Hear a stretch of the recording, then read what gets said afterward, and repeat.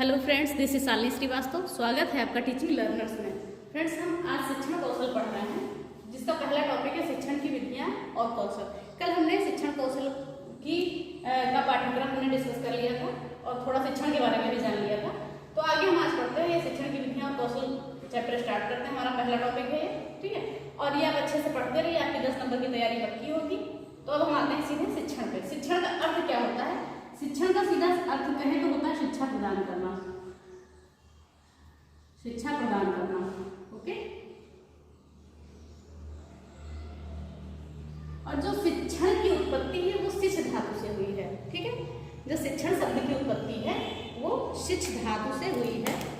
शिक्षण शब्द की उत्पत्ति शिक्ष धातु से हुई है, जिसका अर्थ होता है कि ज्ञान प्राप्त करना, ठीक है। जिसका अर्थ होता है ज्ञान प्राप्त करना, जिसके माध्यम से हम अपने संस्कारों और व्यवहारों का निर्माण करते हैं।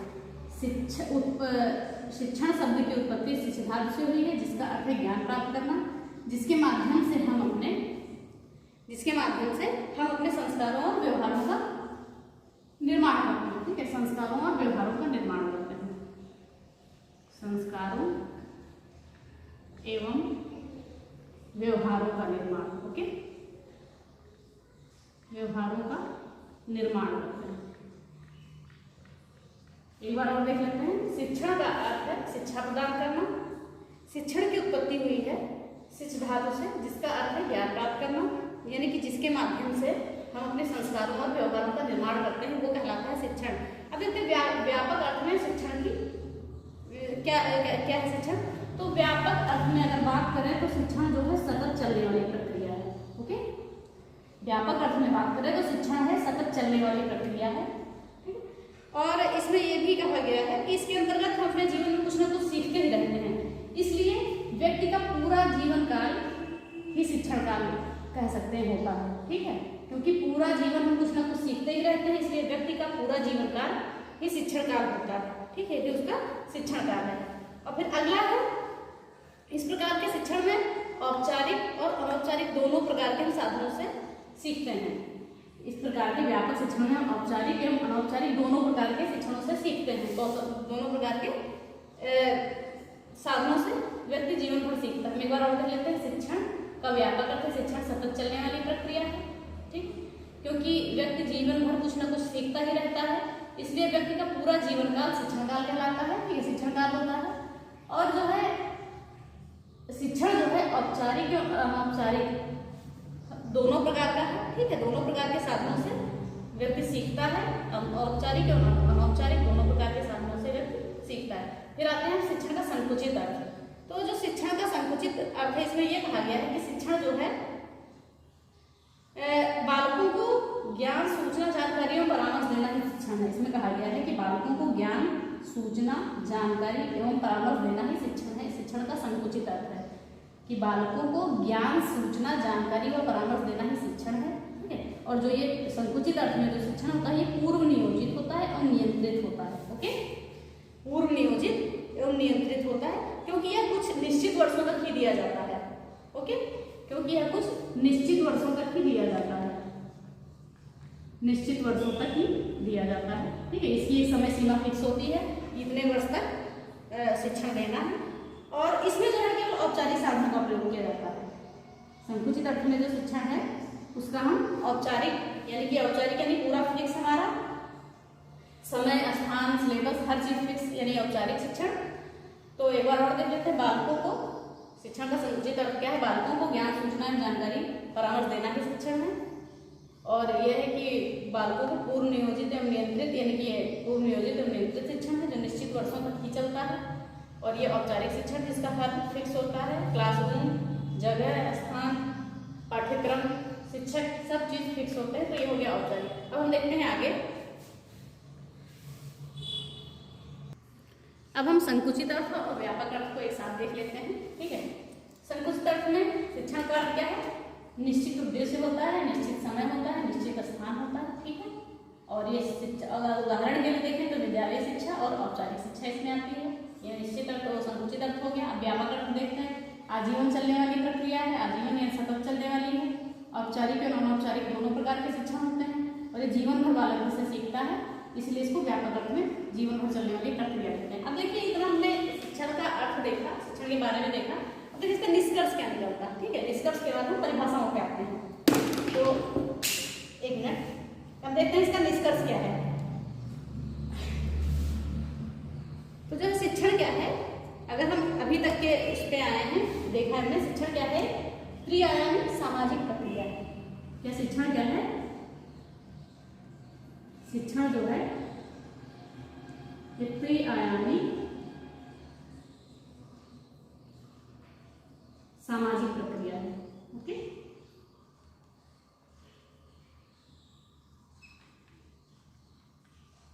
शिक्षण जो है त्रिआयामी सामाजिक प्रक्रिया है, ठीक है, जिसमें शिक्षक, शिक्षार्थी और पाठ्यक्रम, जिसमें कौन कौन हो? शिक्षक, शिक्षार्थी और पाठ्यक्रम। ओके, ये तीनों हैं, ठीक है। और शिक्षण की त्रिआयामी प्रक्रिया को जान डी ने दी थी, उसको हम आगे बढ़ेंगे, ठीक है। तो इसके 3 ध्रुव हैं, मुख्य ध्रुव कौन कौन से हैं? शिक्षक, शिक्षार्थी और पाठ्यक्रम। हम ऐसे ग्राफ में देख लेते हैं। शिक्षक को ऊपर कर देते हैं, यहाँ शिक्षार्थी और यहाँ पाठ्यक्रम। ओके, तो निष्कर्ष हमारा क्या निकलता है कि शिक्षा जो है ये एक त्रिआयामी सामाजिक प्रक्रिया है, ठीक है, जिसके शिक्षक, शिक्षार्थी और पाठ्यक्रम 3 ध्रुव होते हैं। ओके, 3 मेन ध्रुव होते हैं। और शिक्षक जो है, शिक्षार्थी और पाठ्यक्रम, ये हो गया हमारा शिक्षण का अर्थ। अब हम आते हैं शिक्षण की परिभाषाओं पे। ओके, और ये ध्यान रखें त्रिध्रुवीय प्रक्रिया दी थी जान डी ने। तो हम आते हैं परिभाषाओं पे, देखते हैं। अब हम आते हैं शिक्षण की परिभाषाओं पे, देखते हैं क्या परिभाषाएं कौन से मनोवैज्ञानिक ने दी है। तो है शिक्षण अधिगम को उत्प्रेरित करने वाली पद्धति है। क्या है? शिक्षण अधिगम को उत्प्रेरित करने वाली पद्धति है। ये की पॉइंट याद रखिएगा। ओके, अधिगम को उत्प्रेरित करने वाली पद्धति है, ठीक है। ये कहा था B.O. स्मिथ ने। B.O. स्मिथ, एक बार और देखते हैं। शिक्षण अधिगम को उत्प्रेरित करने वाली पद्धति है, ये की पॉइंट याद रखिएगा। की पॉइंट याद रखेंगे तो आपको सारी डेफिनेशन याद रखेंगे, ठीक है। फिर अगला है शिक्षण अधिगम का उद्दीपन, निर्देशन और प्रोत्साहन है। शिक्षण जो है अधिगम का उद्दीपन, निर्देशन और प्रोत्साहन है। की पॉइंट क्या है? उद्दीपन, निर्देशन और प्रोत्साहन। क्या है? शिक्षण अधिगम का निर्देशन, उद्दीपन और प्रोत्साहन। ये कहा था बर्टन ने, ये परिभाषा दी थी बर्टन ने। ओके, तो ये 2 हो गई। की पॉइंट अच्छे से याद करिएगा, पकड़ के रखिएगा की पॉइंट, कि एग्जाम में कोई भी दिक्कत ना हो, आपको पूरी परिभाषा याद करने की कोई जरूरत नहीं है। फिर अगला है शिक्षण एक प्रकार के ऐसे संबंध है जो बालक को उसकी अंतर्निहित क्षमताओं को विकसित करने में, ठीक है। इसका की पॉइंट क्या हो गया? अंतर्निहित क्षमताओं को विकसित करने में उसकी सहायता करते हैं। शिक्षण एक प्रकार के ऐसे संबंध हैं जो बालक को उसकी अंतर्निहित क्षमताओं को विकसित करने में, जो बालक को उसकी अंतर्निहित क्षमताओं को विकसित करने में, ठीक है। कौन सी क्षमताएं? अंतर्निहित, जो उसके अंदर है, ठीक है, उस क्षमता को विकसित करने में उसकी सहायता करते हैं, ठीक। ये परिभाषा भी है रायबर्न में। ओके, रायबर्न में। बस की पॉइंट याद रखिए, पूरा रखने का कोई जरूरी नहीं है। फिर अगला है शिक्षण एक प्रकार का पारस्परिक प्रभाव है, ठीक है। क्या है? पारस्परिक प्रभाव है, जिसका उद्देश्य दूसरे व्यक्ति के व्यवहारों में वांछित परिवर्तन लाना है। क्या है? दूसरे व्यक्ति के व्यवहारों में वांछित परिवर्तन लाना है। इसीलिए की पॉइंट समझ में आ गई। शिक्षण एक प्रकार का पारस्परिक प्रभाव है जिसका उद्देश्य दूसरे व्यक्ति के व्यवहारों में वांछित परिवर्तन लाना है। ये पॉइंट क्या है? दूसरे व्यक्ति के व्यवहारों में वांछित परिवर्तन लाना। ये दिया था A.L. गेज ने। A.L. गेज या एल गेज कह सकते हैं, ठीक है, एल गेज। एक बार फिर से सारी परिभाषाएं और देख लेते हैं की पॉइंट पर फोकस करके। शिक्षण अधिगम को उत्प्रेरित करने वाली पद्धति, यानी कि अधिगम को उत्प्रेरित करने को किसने बताया है? स्मिथ ने बताया है, B.O. स्मिथ ने। शिक्षण अधिगम का उद्दीपन, निर्देशन और प्रोत्साहन है, ठीक है। शिक्षण क्या है? उद्दीपन है, निर्देशन है, प्रोत्साहन है, ये बर्टन ने बोला है।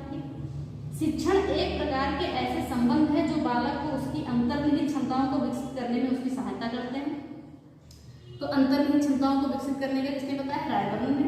ओके, शिक्षण एक प्रकार का पारस्परिक प्रभाव है जिसका उद्देश्य दूसरे व्यक्ति के व्यवहारों में वांछित परिवर्तन लाना है। दूसरे व्यक्ति के व्यवहारों में वांछित परिवर्तन लाना है, A.L. गेज ने कहा है। तो ये आपकी कुछ महत्वपूर्ण परिभाषाएं हो गई, इसे अच्छे से देख लीजिएगा क्योंकि सुपर टेट में परिभाषाएं भी पूछी जाती हैं। ओके, अब देखते हैं आगे। अब हम देखते हैं कि शिक्षण के प्रकार कौन कौन से होते हैं। ठीक है, तो शिक्षण जो मुख्यतः है 3 प्रकार के होते हैं। ओके, शिक्षण जो मुख्यतः 3 प्रकार के होते हैं। तो पहला है एक तंत्रात्मक शिक्षण। ठीक है, एक तंत्रात्मक शिक्षण, तंत्रात्मक शिक्षण। ठीक है, एक तंत्रात्मक शिक्षण। दूसरा है लोकतंत्रात्मक शिक्षण, लोकतंत्रात्मक या जनतंत्र शिक्षण। ओके, जनतंत्र शिक्षण। तीसरा है अहस्तक्षेपी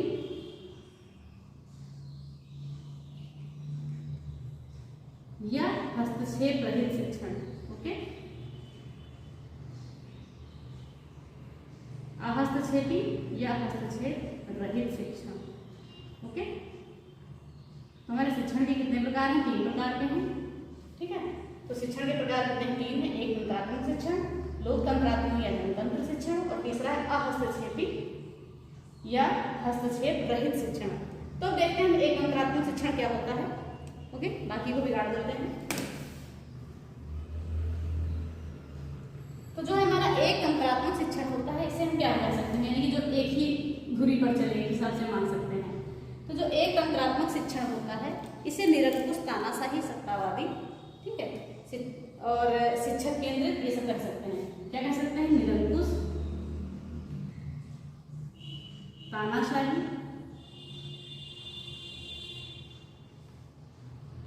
सत्तावादी, ठीक है, सत्तावादी और शिक्षक केंद्रित। ठीक है, शिक्षण केंद्रित या शिक्षक केंद्रित कह सकते हैं, शिक्षण केंद्रित।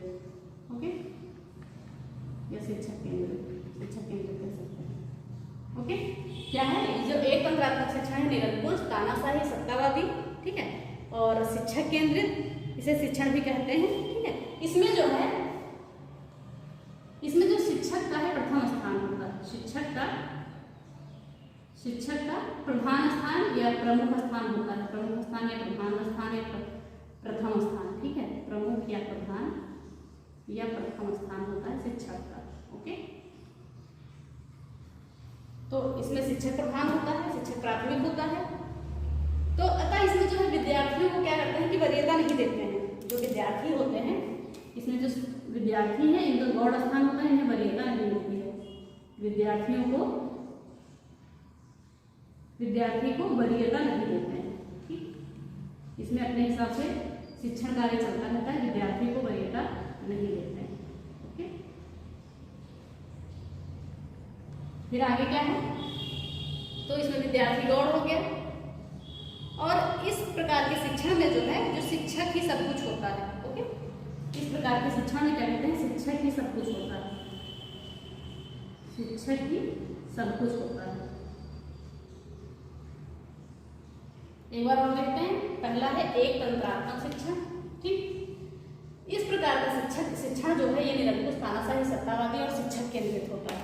क्या होता है? निरंकुश, तानाशाही, सत्तावादी, शिक्षक केंद्रित होता है। ठीक है, इसमें जो शिक्षक का प्रधान स्थान होता है, प्रमुख होता है, प्राथमिक स्थान होता है, और विद्यार्थी गौड़ होते हैं, इन्हें वरीयता नहीं दी जाती है। ठीक है, शिक्षक अपने हिसाब से सारे कार्य करता है, अपने हिसाब से पढ़ाता है। ठीक है, विद्यार्थी इसमें कुछ नहीं कर सकते।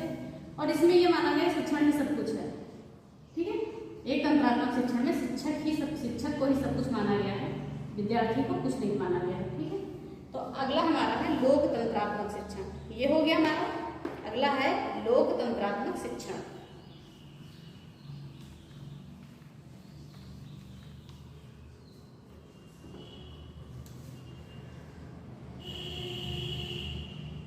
लोकतंत्रात्मक शिक्षण। ओके, तो ये जो शिक्षण है ये होता है बाल केंद्रित, प्रजातांत्रिक, ठीक है,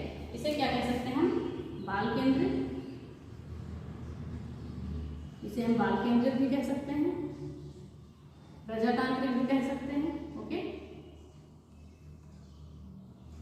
बाल केंद्रित और प्रजातांत्रिक शिक्षण कह सकते हैं। इसमें जो है शिक्षक का रोल होता है सुविधादाता के रूप में। इसमें जो शिक्षक है वो अपना रोल सुविधा प्रदाता, पथ प्रदर्शक के रूप में निभाता है। सुविधादाता, ठीक है, पथ प्रदर्शक के रूप में अपना रोल निभाता है, अनुश्रवण करता है, बच्चों की बातों को सुनना, ये सब चीजें, ठीक है। और फिर क्या है, इसमें जो है बालक है प्रधान होता है, ठीक है। इसमें छात्र जो है प्रधान होता है, प्रमुख होता है। छात्र जो है ये प्रमुख होता है। ओके, छात्र को प्राथमिक स्थान दिया जाता है, ठीक है। फिर आगे क्या है, इस शिक्षण में शिक्षक एवं छात्र एक दूसरे को प्रभावित करने का प्रयत्न करते हैं। भाई इस शिक्षण में जो है शिक्षक चाहता है छात्र हमसे प्रभावित हो, छात्र चाहता है शिक्षक भी हमसे प्रभावित हो। यानी कि शिक्षक और छात्र एक दूसरे को प्रभावित करते रहते हैं, ठीक है, एक दूसरे को प्रभावित करते रहते हैं। हम फिर से देख लेते हैं, जो लोकतंत्रात्मक शिक्षण है ये बाल केंद्रित और प्रजातांत्रिक शिक्षण है, ठीक है। इसमें बालक को प्रमुख माना गया है, इसमें जो है बालक को प्रमुख माना गया है। और जो शिक्षक है इसमें सुविधादाता, पथ प्रदर्शक के रूप में कार्य करता है। और जो छात्र है, छात्र को इसमें प्राथमिक माना गया है। और जो शिक्षक और छात्र है वो एक दूसरे को प्रभावित करने के प्रयत्न में लगे रहते हैं। अब हमारा अगला है, ठीक है, हम अपना आगे का देखते हैं। फिर तीसरा है हमारा अहस्तक्षेपी शिक्षण, ठीक है। अहस्तक्षेपी या हस्तक्षेपी रह सकते हैं, कोई दिक्कत नहीं है, ठीक है। हस्तक्षेपी शिक्षण, ओके। तो इस शिक्षण में क्या होता है, इस शिक्षण में होता है कि इसमें शिक्षक जो है छात्रों के साथ मित्रवत व्यवहार करता है। शिक्षक जो है छात्रों के साथ मित्रवत रहता है, ठीक है। शिक्षक जो है छात्र के साथ मित्रवत रहता है, ओके। छात्र के साथ मित्रवत व्यवहार करता है, ठीक है, ये हो गया। फिर क्या है, इसमें है क्योंकि विद्यार्थी को ही सब कुछ मानता है शिक्षक, ठीक है, क्योंकि विद्यार्थी के हिसाब से ही चलना होता है। उसे किस चीज में रुचि है, किस हिसाब से हमें पढ़ाना है, ठीक है।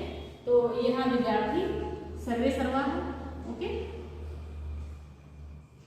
यहाँ शिक्षक जो छात्र के साथ मित्रवत रूप से रहते हैं, विद्यार्थी सर्वे सर्वा माना गया है, ठीक है। और ये पूर्णतः विद्यार्थी पर ही निर्भर करती है। ये विधि जो है निर्भर किस पर करेगी, विद्यार्थी पर निर्भर करेगी, विद्यार्थी पर, ओके। तो ये आपका हो गया अहस्तक्षेपी शिक्षण, ठीक है। अहस्तक्षेपी शिक्षण का एक उदाहरण ले सकते हैं, जैसे दूरस्थ शिक्षा आ गई हमारी, ठीक है। दूरस्थ शिक्षा को उदाहरण ले सकते हैं, ओके। यहाँ पे बालक को प्रधान माना जाता है। तो अहस्तक्षेपी शिक्षण हो गया। इसमें क्या है, शिक्षक जो है छात्र के साथ मित्रवत रहते हैं, विद्यार्थी को भी सर्वे सर्वा माना जाता है, और जो है विद्यार्थी पर ही सब कुछ निर्भर करता है, ठीक है। पूरा शिक्षण जो है विद्यार्थी पर निर्भर करता है। उदाहरण दूरस्थ शिक्षा। अब हम देख लेते हैं शिक्षण के प्रकार एक बार और। पहले पढ़ा हमने एक तंत्रात्मक शिक्षण, दूसरा पढ़ा जनतंत्रात्मक शिक्षण या लोकतंत्रात्मक शिक्षण, और तीसरा है अहस्तक्षेपी या हस्तक्षेपी रहित शिक्षण। तो शिक्षण के 3 प्रकार होंगे महत्वपूर्ण, इसको याद रखिएगा, देख लीजिएगा, ठीक है। फिर हम देखते हैं आगे। अब हम देखते हैं कि शिक्षक के रूप कौन कौन से होते हैं या प्रकार भी बोल सकते हैं, ठीक है। तो पहला होता है औपचारिक शिक्षण। शिक्षण के रूप क्या है, पहला हम औपचारिक तरीके से शिक्षण देते हैं, औपचारिक शिक्षण, ओके। दूसरा है अनौपचारिक,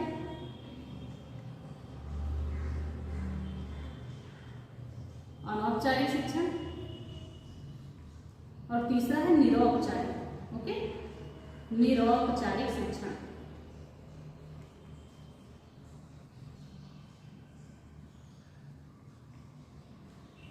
तो हम आते हैं पहले औपचारिक शिक्षण क्या होता है। इस प्रकार के शिक्षण में जो है सब कुछ फिक्स होता है, स्थान, समय, विषय वस्तु सब कुछ निश्चित होता है, यानी कि सब कुछ निश्चित, ओके, सब कुछ निश्चित। औपचारिक शिक्षण में समय, स्थान, पाठ्यक्रम सब कुछ निश्चित होता है। जैसे कि विद्यालय में शिक्षा दी जा सकती है, ठीक है। उदाहरण में हम कह सकते हैं कि विद्यालय में दी जाने वाली शिक्षा, ओके, विद्यालय में दी जाने वाली शिक्षा, दी जाने वाली शिक्षा। अब हमने लिख दिया सब कुछ निश्चित, यहाँ सॉरी सब कुछ निश्चित, ठीक है। तो हम लिख सकते हैं स्थान समय विषय वस्तु, यहाँ पे लिख देते हैं स्थान समय और विषय वस्तु सब कुछ निश्चित होता है यहाँ पे, ओके। तो हाँ, ये हो गया हमारा औपचारिक शिक्षण, ठीक है, कि सब कुछ निश्चित होता है, स्थान समय विषय वस्तु। और ये इसका उदाहरण हो गया विद्यालय में दी जाने वाली शिक्षा वाली औपचारिक शिक्षण का उदाहरण है। अगला आता है अनौपचारिक शिक्षण, ठीक है। इस प्रकार के शिक्षण में कुछ निश्चित नहीं होता है, ठीक है, कुछ भी निश्चित नहीं, ठीक है, कुछ भी निश्चित नहीं, ना स्थान निश्चित, ना समय निश्चित, ना विषय वस्तु निश्चित, ठीक है, कुछ भी निश्चित नहीं, कोई भी चीज निश्चित नहीं है इसमें, समय हो या स्थान हो या पाठ्यक्रम हो या पाठ्यवस्तु हो, इसमें कुछ पाठ्यवस्तु बोलेंगे, पाठ्यक्रम नहीं बोलेंगे, पाठ्यवस्तु हो, इसमें कुछ भी निश्चित नहीं है, ठीक है। इसका उदाहरण हम ले सकते हैं कि जीवन पर्यंत वाली चलने वाली शिक्षा हो गई, ठीक है। उदाहरण है हमारा जीवन पर्यंत चलने वाली शिक्षा, जैसे हम घर, समुदाय, मित्र आदि से प्राप्त करते हैं, ठीक है। जैसे हमारा क्या हो गया, घर हो गया, समुदाय हो गया, परिवार हो गया, समाज हो गया, ओके। तो ये सब जो है और अनौपचारिक शिक्षण के अंतर्गत आता है कि इसमें कुछ भी निश्चित नहीं है, ना समय, ना स्थान, ना पाठ्यवस्तु, और ये शिक्षा हम कहीं से भी ग्रहण कर सकते हैं, घर, समुदाय, परिवार, समाज, कहीं से भी, ठीक है। फिर अगला हमारा आता है निरौपचारिक, ओके, निरौपचारिक शिक्षण। इसमें क्या होता है, ये जो औपचारिक और अनौपचारिक दोनों का मिश्रण होता है, ठीक है। इसको हम कह सकते हैं औपचारिक प्लस अनौपचारिक, दोनों का मिश्रण होता है। ये क्या होता है, मिश्रण होता है। जैसे हम कह सकते हैं दूरस्थ शिक्षा, ओके, दूरस्थ शिक्षा। दूरस्थ शिक्षा का मतलब जिसे हम घर पे बैठ के भी काम तो सारे करेंगे, बाकी तो हमारा अनौपचारिक में आता है, ठीक है। तो ये हो गया निरौपचारिक शिक्षा, जो है हमारी ये औपचारिक और अनौपचारिक दोनों होती है, ठीक है, मिश्रण होता है। उदाहरण हो गया दूरस्थ शिक्षा, एक बार और देख लेते हैं। औपचारिक सब कुछ निश्चित, अनौपचारिक कुछ भी निश्चित नहीं, निरौपचारिक औपचारिक और अनौपचारिक का मिश्रण। तो ये हुई आज की हमारी क्लास। आगे हम कल पढ़ते हैं। अगर आपको वीडियो पसंद आती है तो प्लीज़ लाइक, शेयर और सब्सक्राइब कर दीजिएगा। बेल आइकन दबाना ना भूलें, जिससे आपको हमारे क्लास की नोटिफिकेशन मिल जाए। और अच्छे से पढ़िए, 10 नंबर आपके कहीं नहीं जाएंगे। शिक्षण कौशल के जीवन कौशल कंप्लीट हो गया है, उसे भी देख लीजिएगा। पहले वीडियो की